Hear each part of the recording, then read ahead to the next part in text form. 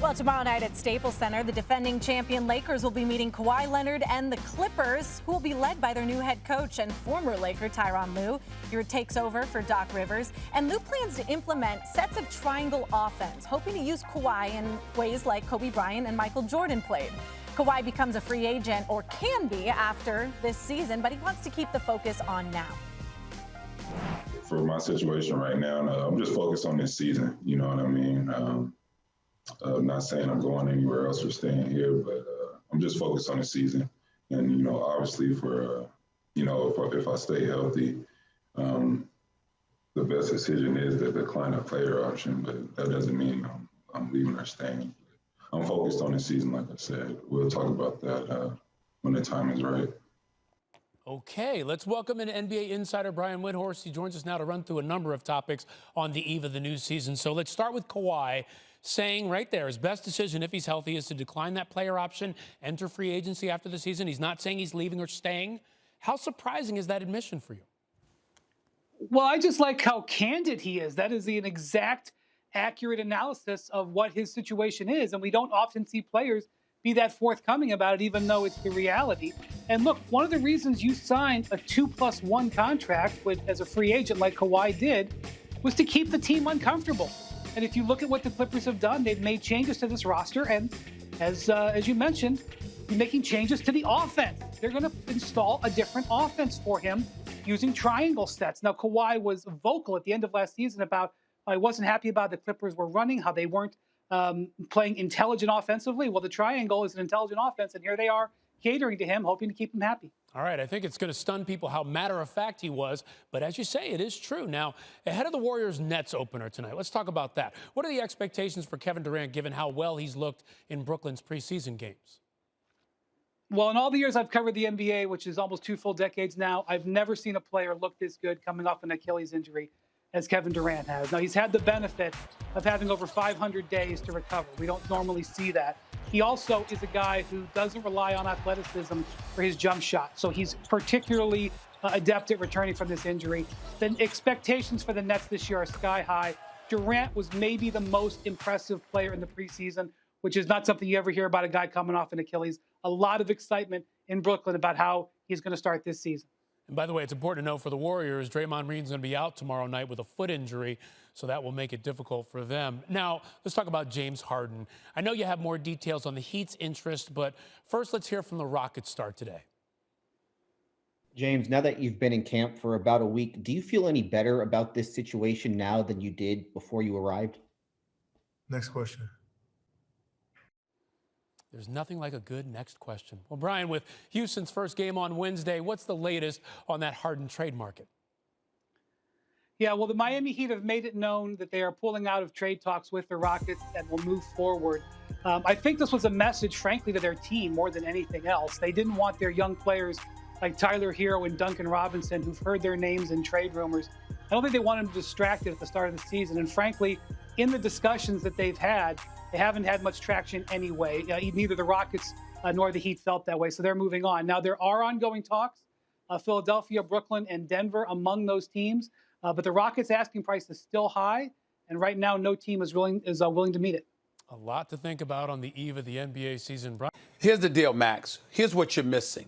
You're not highlighting how bad Kawhi is in terms of leadership. See, it'd be one thing if you were just some normal dude, you know, and you just didn't happen, you know, you didn't have that rah-rah personality, but you went out and you played as exceptionally well as he plays for the most part. But when you are the complete antithesis of that, where it's national news that you actually laughed at a press conference.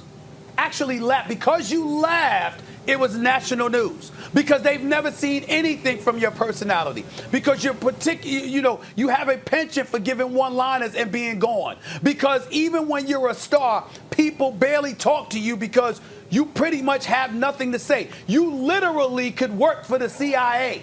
I mean, they look at you like that. It's a different animal with Kawhi Leonard.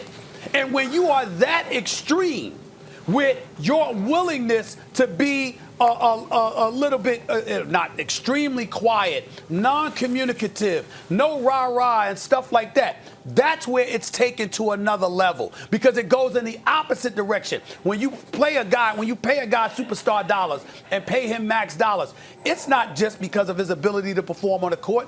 It's because of the ability he has to galvanize the folks around him. Tim Duncan, with his quiet personality, he was quiet to the media.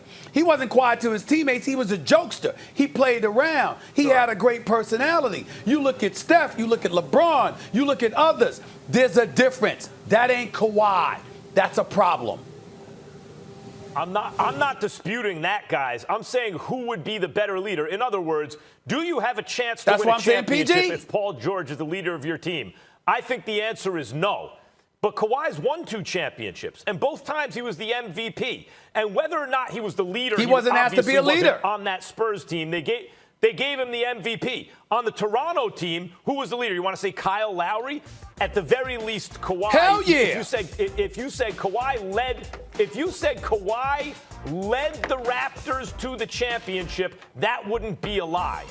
If Paul George ain't going to lead you to a championship, like if he's the leader, you're running up the white flag. So far in his career, maybe it can change, but it hasn't been the case so far. And it's been largely a result of his play in the playoffs. I take no pleasure in saying that. I love Paul George. I love watching him play. But it's they were down 3-1. They were down 3-1.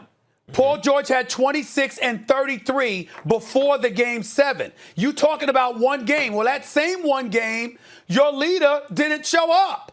Kawhi Leonard didn't show up either. I'm talking about, by the way, you're right, although Kawhi wasn't hitting the backboard from a corner 3.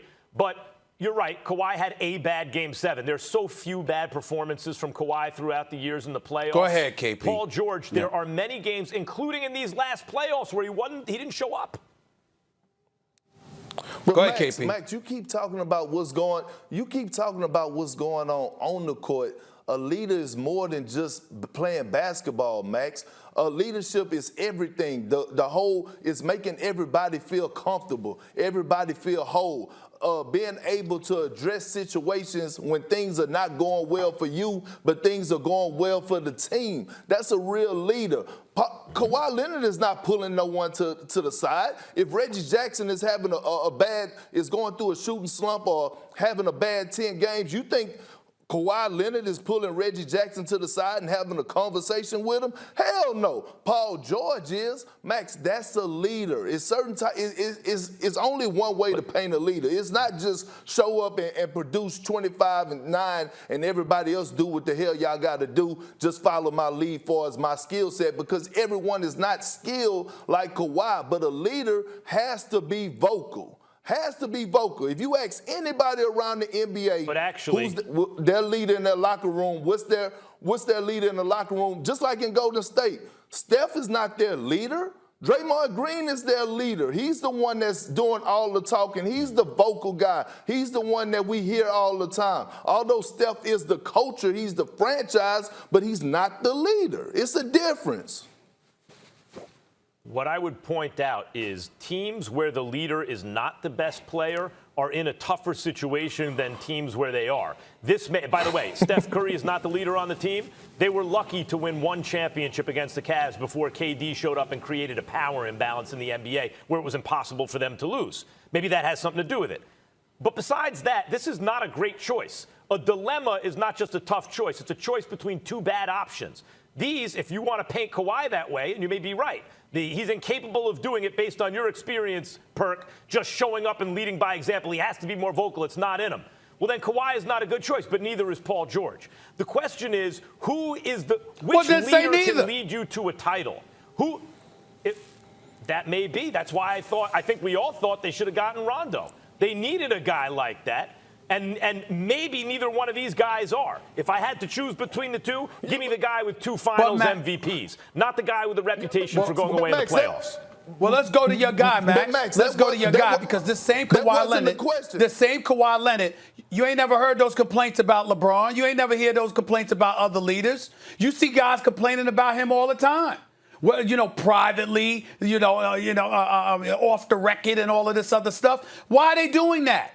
Because apparently, outside of his game, he's having a negative effect on the franchise, or at least he did last year. Yeah, it could But Max, be. you can't move the You could goal. argue he had a You negative